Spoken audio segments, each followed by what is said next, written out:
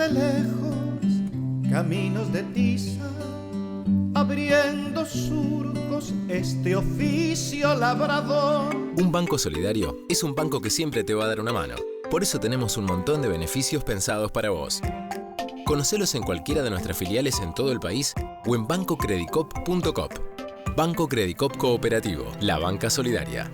¿Qué tal? ¿Cómo les va? Les doy la bienvenida a Caminos de Tiza. Ustedes saben que hablar de libros para chicos, para adolescentes, no significa solo tomar en cuenta la vertiente literaria, cuento, novela, poesía, sino también incluir textos informativos o periodísticos que pueden aportar conocimientos sobre la historia, la geografía, la naturaleza, la cultura. Hoy les vamos a presentar la colección Antiprincesas. Para eso, al encuentro de nuestra invitada. Una mujer con sombrero, como un cuadro del viejo Chagall, corrompiéndose al centro del miedo y yo... Bueno, aquí estamos con Nadia, es periodista, es autora de los textos de la colección Antiprincesas. ¿Cómo estás, Nadia? Muy bien. En primer lugar, queremos saber por qué este título. ¿Qué observaban ustedes sobre el material que circula de literatura infanto-juvenil? Bueno, nosotros en realidad arrancamos primero por los libros en sí, las historias que queríamos contar, y el título fue surgiendo en el después. Salió después del primer libro, cuando estábamos cerrando el primer libro, que es sobre Frida Kahlo, surgió esto de pensar en la oposición que estábamos armando de las princesas más tradicionales. Bueno, tradicionales desde los cuentos clásicos, digamos, de Henderson, de los hermanos Grimm. Que todos resolvían con varitas mágicas. Que todos resolvían... Sí, hay un montón de cosas para decir de los cuentos de hadas, pero además de resolverlo con varitas mágicas, pensábamos en esto de la estaticidad por ahí de las mujeres, de esto de quedarse quietas, de esperar a que les resolvieran la vida. De hecho, las inteligentes siempre eran las malas, digamos, las buenas, siempre bellas y bondadosas. Entonces empezamos a pensar que estas historias tenían que ver con mujeres reales, primero. No elegimos hacer una antiprincesa ficticia, porque también teníamos miedo de caer en un estereotipo. Entonces, eso salió. Primero contar las historias de mujeres reales, historias que ya habíamos trabajado, ya habíamos investigado, en principio Frida y Violeta Parra. Y cuando estábamos cerrando Frida, parece que de hecho hay un dibujo de una princesa que es un hashtag Chau me voy, que salió también un poco como un juego de que estábamos oponiéndolo. Y después nos sorprendió que lo que terminó ganando como más firmeza fue el nombre de la colección. Ustedes se propusieron ofrecer otros modelos de vida. Ahora, vayamos por partes. ¿Por qué mujeres solo? Porque nos parecía un buen momento tal vez para empezar a contar estas historias. Dentro mismo de lo que habíamos investigado, incluso en Sudestada hay pocas tapas de mujeres. Salieron, bueno, Violeta, Frida, Alejandra Pizarnik fue en su momento, Tania y Evita, pero Tania y Evita enfocadas de otra manera. ¿Cuál es la relación de la colección Antiprincesas con Sudestada? Originalmente es que las investigaciones se hicieron para esa revista, Violeta y Frida. Entonces, esto de pensar en mostrar otras historias, en romper un poco con lo que era la literatura infantil, no romper porque es una palabra primero demasiado extrema y después que hay mucha gente que viene haciendo literatura infantil desde hace muchos años que no tiene que ver con la clásica. Pero más que nada era contar estas historias que veníamos contando para grandes, pensarlas un poco más para chicos y chicas.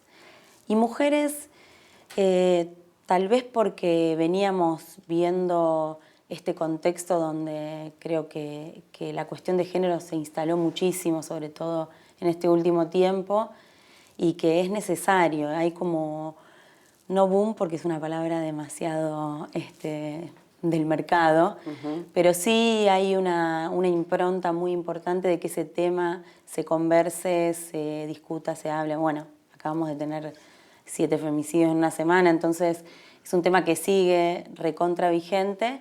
Y por ahí rescatar esas historias tenía que ver con contar qué hicieron estas mujeres en una época con una sociedad en particular, en países en particular.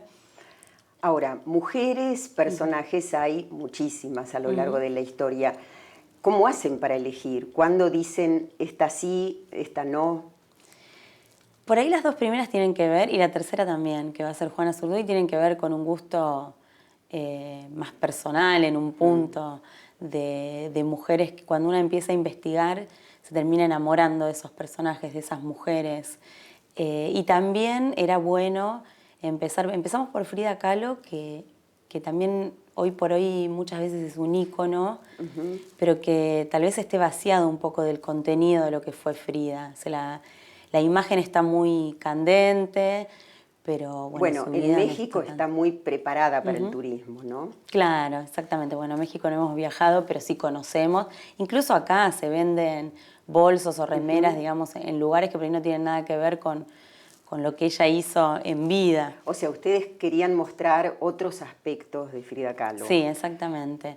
Desde lo artístico, que nos interesa el tema de que las dos se desarrollaron en el arte popular, y de su vida, digamos, todas las limitaciones que ella tuvo, porque muchas veces se la recuerda como una pintora lisiada, digamos. Eso dijo justamente una bailarina en una entrevista que realicé. Y Frida fue mucho más que eso, digamos. La búsqueda de trascender, la búsqueda de completarse en el arte, de ese cuerpo roto, fragmentado, que siempre buscó la felicidad, incluso sexual, digamos, trató siempre de correr sus propios límites. Y de atravesar obstáculos, digamos. ¿Eso sería como el elemento en común de todos estos personajes que van eligiendo? Sí, ese sería un buen elemento, digamos, atravesar obstáculos, romper un poco con los moldes de la sociedad en la que vivieron en ese momento. Interesarse por los otros. Interesarse por los otros, que también Claro. es una oposición a esos cuentos tal vez más clásicos, esas historias donde las princesas, la felicidad termina en la felicidad propia o intrafamiliar. Estas mujeres han buscado la felicidad mucho más colectivamente, de hecho han construido así también. Sus primeros retratos muestran una fuerte influencia de la pintura renacentista italiana, especialmente de Botticelli. El primer autorretrato lo hizo en 1926 como regalo para Alejandro, su novio, quien se mantenía cada vez más alejado de ella. Pintó este cuadro como un intento por retener a la persona que más amaba. No lo consiguió. Pintar se convirtió en el arma con la que pelearía sus más duras batallas, las del amor y las de sus terribles padecimientos físicos que no la abandonarían nunca. Frida empezó a trabajar en una serie de obras maestras que no tienen precedente en la historia del arte. Cuadros que exaltan las cualidades femeninas de la verdad, la realidad, la crueldad y el sufrimiento. Ninguna mujer jamás plasmó en un lienzo la misma poesía agónica que Frida creó durante ese periodo en Detroit. Diego Rivera. A partir de este momento, Frida Kahlo tomaría como influencia principal para representar su realidad los exvotos mexicanos. Así como su incapacidad para ser madre le sugirió ciertas imágenes y reflexiones, lo mismo pasó con un eclipse que presenció en Detroit. Integra a su pintura las imágenes provocadas por estos acontecimientos y las convierte en parte importante de su lenguaje personal. Una vez que se decide un personaje y contar, relatar cuál ha sido su vida, hay que encontrar un lenguaje y después hay que encontrar una estructura, un diseño. Contanos un poco acerca de esto.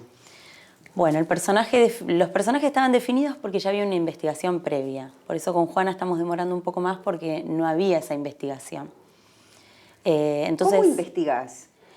La investigación fue periodística en principio, o puedo contar más con Juana. Con Juana generalmente me baso en libros. Es lo que más, mi fuente de información que más utilizo.